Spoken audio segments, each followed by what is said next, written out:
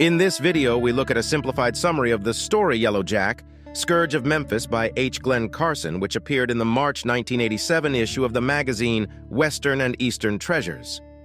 As Alan Pankey ventured across the vast field, a surge of hope and frustration enveloped his being. The frustration stemmed from the misfortune of his beloved metal detector, lost in transit from Denver to San Francisco. However, a glimmer of hope flickered within him as he sensed the potential of this treasure-hunting site. Thankfully, he had his trusty backup detector, the White's Series 2 hip mount, safely stowed as carry-on luggage. Yet his mind couldn't help but wander to his White's Pro detector, possibly languishing in some distant airport. Observing his friend Paul vacating a spot that resonated with Alan's intuition, he knew he couldn't ignore it any longer. Reflecting on past experiences where rationality overruled intuition, leaving him empty-handed, Alan resolved to trust his instincts. Slowly and meticulously, he combed every inch of the ground, sometimes retracing Paul's steps. Aware that his machine was more advanced, Alan remained optimistic, despite unearthing mere metal debris and century-old bottles. Peering at his watch, the clock ticking towards 11:30 a.m., Alan realized he had been detecting for over an hour and a half. Only a solitary wheat penny and some meerschaum pipe stems graced his discovery pouch. A modest start, but it could have been worse. Once again, his thoughts drifted to his lost favorite detector, entangled in the labyrinthine web of airlines. Nevertheless, he coerced himself to maintain a positive outlook. Almost a year ago, his dear friend Paul had regaled him with tales of his brother Mike's remarkable find in this very field. An exquisite pair of Liberty-seated half-dollars effortlessly uncovered amidst the debris. Mike possessed an innate knack for unearthing historical treasures, whether they be bottles, buttons, or coins. In 1985, while meandering along the San Francisco Bay Area, he stumbled upon this nondescript stretch of land. Initially indistinguishable from the surrounding terrain, with its flatness and sporadic trash intermixed with sand and mud, it bore witness to the ceaseless battle between the sea and human intervention. Yet Mike's curiosity led him to explore further, resulting in a serendipitous encounter with a gleaming Liberty-seated half-dollar resting atop the surface. Inspired by his friend's triumph, Alan remained resolute in his quest for personal fortune. As the sun pierced through the veil of mist, Alan pondered the prevailing conditions. The air was warm, yet the earth retained the dampness from weeks of incessant spring showers. He knew that the moisture-laden ground enhanced the signal detection of his trusted metal detector. Just at that moment, Alan's detector emitted a distinct signal, hinting at a small and shallow target. Retrieving the digging tool borrowed from his companion Paul, he effortlessly unearthed a brass object that resembled a button, albeit with an antiquated aura, possibly from the 1850s. Encouraged by this discovery, Alan pressed on. Several minutes later, as Alan diligently combed the area that Paul had left behind, a robust signal beckoned from a mere few inches beneath the sandy surface. With the soil being loose, Alan abandoned the tool and scooped up handfuls of earth. The weight of the object hinted at the possibility of it being made of lead, perhaps a disc of some kind. However, as Alan brushed away the sand, he felt serrations beneath his fingertips, revealing the truth he had struck gold. His heart raced with anticipation as he turned the object around and unveiled the gleaming hue of the Liberty head.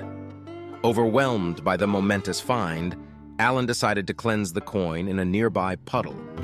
With the puddle to his right, and Paul still engrossed in his own search a considerable distance away, Alan approached the water with caution.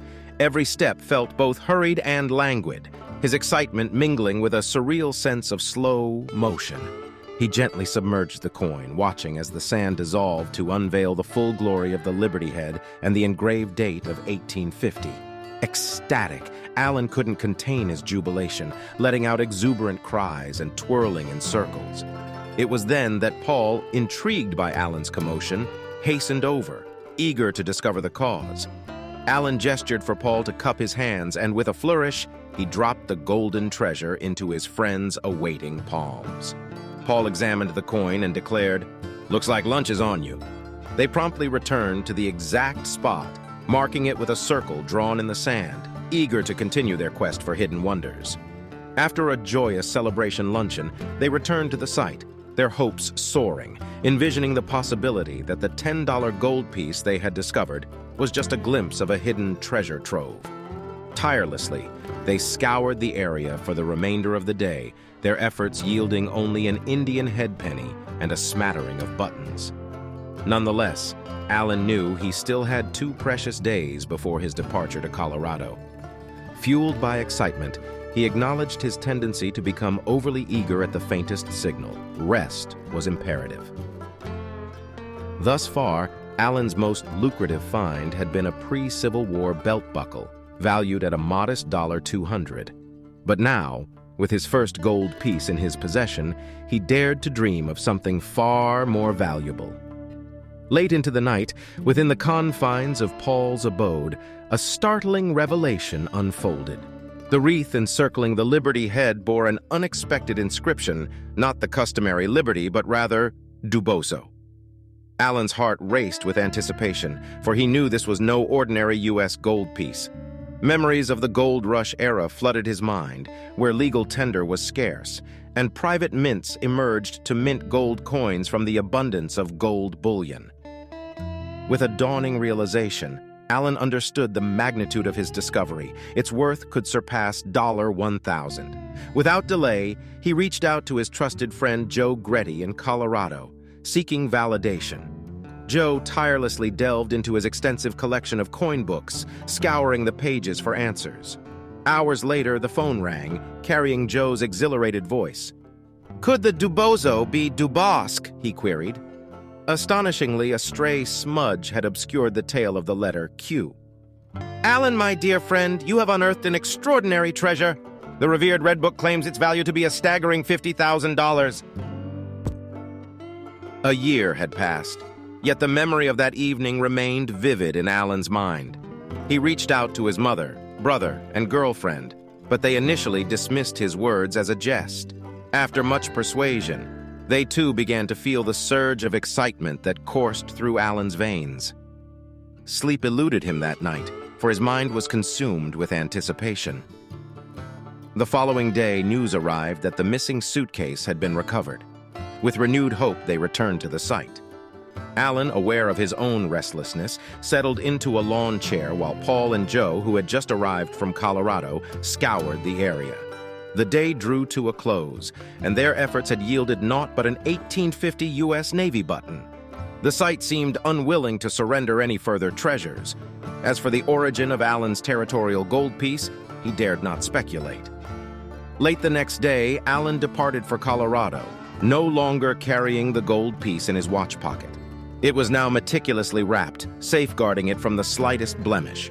Upon reaching home, he wasted no time in placing the gold piece within his safety deposit box. Days later, he learned that to sell the coin, it must be authenticated by the esteemed American Numismatic Association.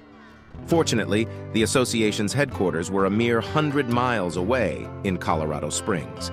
Swiftly, Alan obtained the coveted ANA certificate.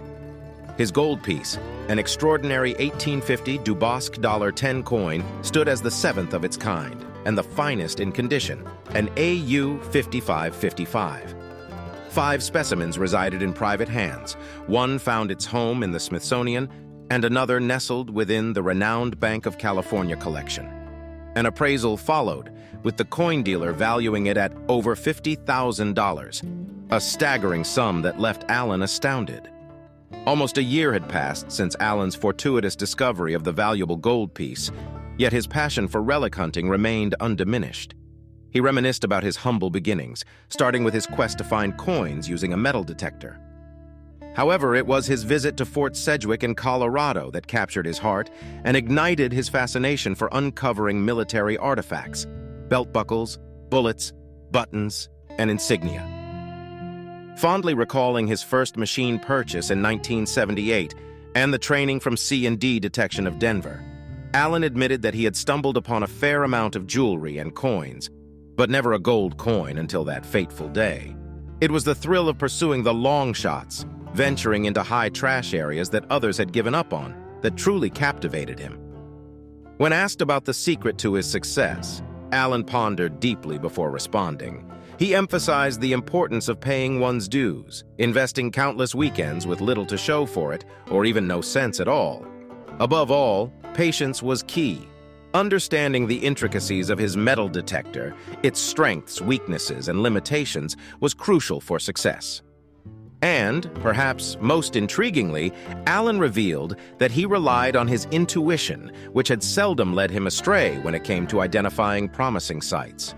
For Alan, the joy of relic hunting lay not only in the value of the discoveries, but also in the satisfaction of realizing that an ordinary person like himself could stumble upon something extraordinary. His ultimate dream was to unearth a Confederate fort site, and one couldn't help but believe that when that day arrived, luck would surely be on his side. If you're interested in purchasing a copy of this vintage magazine for yourself, or as a gift for a friend or loved one, please click the link in the description.